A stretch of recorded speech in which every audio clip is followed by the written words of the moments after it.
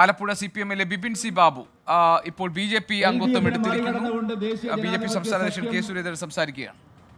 ഉജ്ജ്വലമായിട്ടുള്ള മുന്നേറ്റം നടത്തിയിട്ടും CPI തന്നെ പരസ്യമായ അതൃപ്തി രേഖപ്പെടുത്തിയിട്ടും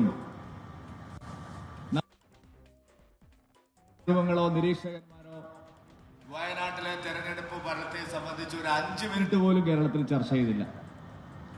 പ്രിയങ്ക ഗാന്ധി മത്സരിച്ചിട്ടും വയനാട്ടിൽ പോളിംഗ് കുറഞ്ഞതിനെ കുറിച്ച് കോൺഗ്രസിനെ സഹായിക്കുന്ന മാധ്യമങ്ങളോ നിരീക്ഷകരോ അതിനെക്കുറിച്ച് ഒരു അക്ഷരം പോലും ചർച്ച ചെയ്തില്ല.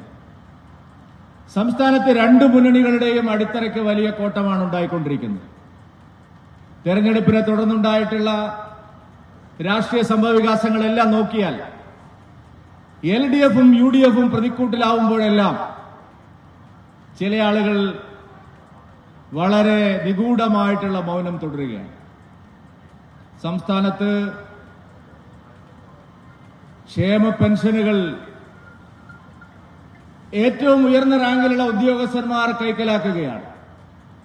ക്ഷേമ പെൻഷനുകൾ ലഭിക്കേണ്ട പാവപ്പെട്ടവർക്ക് സമയത്തിന് അത് കൊടുക്കാൻ തയ്യാറാവാത്ത സർക്കാർ ഉന്നത ഉദ്യോഗസ്ഥന്മാർക്കും അവരുടെ സിൽബന്ദികൾക്കും ക്ഷേമ പെൻഷൻ അടിച്ചു മാറ്റുന്നതിനുള്ള എല്ലാ സഹായവും ചെയ്തു കൊടുക്കുന്നു.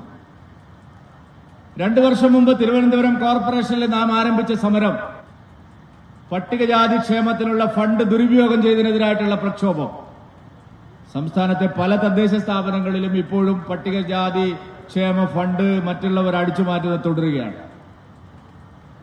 കേരള സംസ്ഥാനത്ത് ഭരണ സംവിധാനത്തിൽ അതിഗുരുതരമായിട്ടുള്ള വീഴ്ചകളാണ് ഉണ്ടായിക്കൊണ്ടിരിക്കുന്നത്.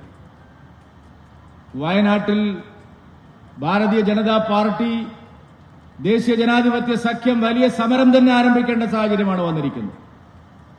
ആയിരക്കണക്കിന് കോടി രൂപ സംസ്ഥാന ഗവൺമെന്റിന്റെ കയ്യിലുണ്ടായിട്ടും വയനാട്ടിൽ പുനരധിവാസ പ്രവർത്തനങ്ങൾ 1 ഇഞ്ച് പോലും മുന്നോട്ട് പോയിട്ടില്ല.